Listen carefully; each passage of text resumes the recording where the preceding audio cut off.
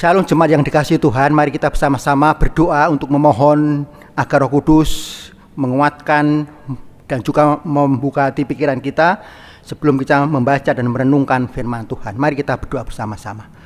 Bapa kami di surga, kami mohon Roh Kudus menolong kami untuk memahami, mengerti sabdamu dan melakukan setiap firman-Mu di setiap kehidupan kami hari lepas kesudah. Mohon hamba-Mu yang berdosa ini Tuhan pakai untuk menyatakan kuasa dan isi hati Tuhan bagi setiap umat-Mu yang beribadah di tempat kami masing-masing. Di dalam nama Tuhan Yesus kami berdoa dan mengucap syukur. Amin. Teks suci yang kita akan bahas pada hari ini, khususnya dalam rangka merayakan hari naiknya Tuhan Yesus ke surga, terambil dari kitab Kisah Para Rasul pasal 1 ayat 9 hingga 11. Demikian sabda Tuhan. Kisah Para Rasul 1 ayat 9 hingga ke 11. Sesudah ia mengatakan demikian, terangkatlah ia disaksikan oleh mereka dan awan menutupnya dari pandangan mereka. Ketika mereka sedang menatap ke langit waktu ia naik itu, tiba-tiba berdirilah dua orang yang berpakaian putih dekat mereka dan berkata kepada mereka, "Hai orang-orang Galilea, mengapakah kamu berdiri melihat ke langit? Yesus ini yang terangkat ke surga meninggalkan kamu akan datang kembali dengan cara yang sama seperti kamu melihat dia naik ke surga." Terpujilah nama Tuhan Yesus, firman yang hidup. Bapak Ibu yang dikasihi oleh Tuhan Yesus, seandainya Tuhan tidak naik ke surga, itu bagaimana? Nah, sebelum kita jawab itu, harus juga ada pertanyaan, seandainya Yesus tidak bangkit dari antara orang mati, bagaimana? Nah, sebelum kita jawab itu, harus juga jawab, seandainya Tuhan Yesus tidak mati. Mundur lagi ke belakang, seandainya Tuhan Yesus tidak lahir. Dan mundur lagi ke belakang, seandainya Allah tidak mengutus anaknya yang tunggal Yesus turun ke alam maut, turun ke dunia, apa jadinya umat manusia? Seandainya Allah tidak mengasihi umat manusia dan tidak mengasihi dunia dan tidak mengutus anaknya turun ke dunia, apa jadinya? Maka pertanyaan, seandainya Tuhan Yesus tidak naik ke surga, terkait erat dengan pertanyaan sebelumnya. Seandainya Yesus tidak bangkit, seandainya Yesus tidak mati, seandainya Yesus tidak lahir, seandainya Allah tidak mengasihi dunia, dan berujung pada seandainya Yesus tidak datang yang kedua kalinya ke dalam dunia, apa jadinya dunia ini? Ibu bapak yang dikasihi Tuhan, itulah hal-hal yang penting dan mendasar terkait dengan kristologi, ilmu tentang Kristus atau doktrin, pengertian, pengajaran tentang Tuhan Yesus Kristus yang tidak boleh dipisah-pisahkan atau memahaminya sepenggal-sepenggal. Harus bersatu wujud kasih Allah, mulai dari Allah mengasihi dunia ini sejak sebelum dunia diciptakan hingga Allah mengutus anaknya yang tunggal. Tuhan Yesus turun ke alam maut, turun ke dunia menjadi manusia, dan hingga sampai kepada saatnya Tuhan Yesus nanti datang yang kedua kalinya untuk menjemput orang yang beriman kepada Tuhan dan menghakimi semua umat manusia.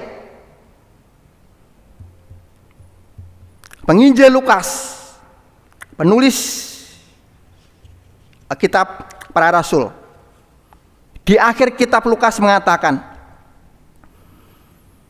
lalu Yesus membawa mereka ya para muridnya keluar kota Yerusalem sampai dekat Betania. Di situ ia mengangkat tangannya dan memberkati mereka.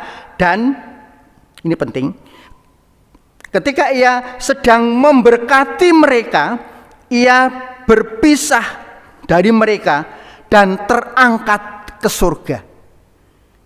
Lukas menulis, saat Tuhan Yesus mengangkat tangannya memberkati murid-muridnya, dia terangkat ke surga, naik dan terus naik hingga awan menutupi mereka.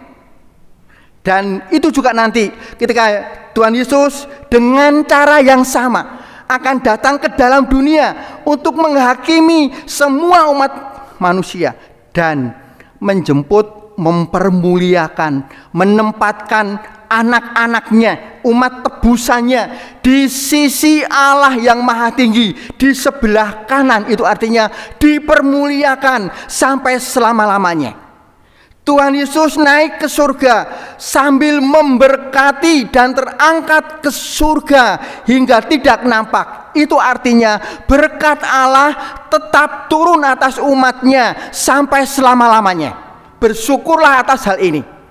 Berkat Tuhan Yesus saat dia terangkat ke surga, ketika dia sedang memberkati, itu terjadi dan terus berlangsung sampai selama-lamanya. Itulah sukacita sejati yang dinikmati, dirasakan oleh umat percaya kita dan saudara sekalian. Maka bersyukurlah hari ini saat kita masih beribadah di rumah masing-masing. Jangan mengeluh, jangan bertanya lagi, Tuhan sampai kapan ini terjadi Tuhan? Sampai kapan hidupku akan normal berjalan seperti sedia kala, seperti dulu lagi loh Tuhan? Kapan Tuhan itu terjadi? Bukan itu pertanyaannya menurut saya. Lantas apa yang dapat kita pelajari dan dipertanyakan bagi kita sebagai pribadi dan sebagai gereja Tuhan? Maka yang terpenting adalah mari kita bertanya, Tuhan, saya mau menjadi gereja seperti apa? Tuhan, Engkau juga mau saya menjadi gereja seperti apa?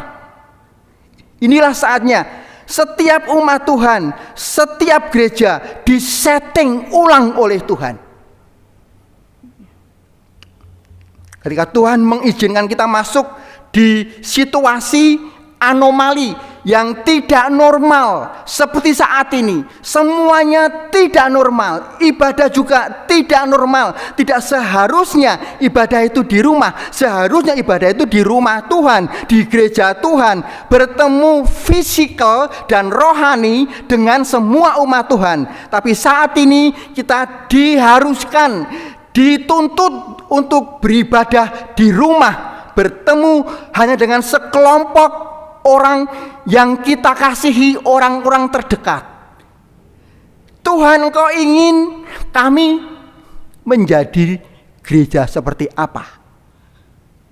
Besok suatu saat ketika kondisi ini sudah pulih lagi dan kita sudah bisa beribadah kembali, kita ingin jadi seperti apa? Itulah maunya Tuhan. Kita mau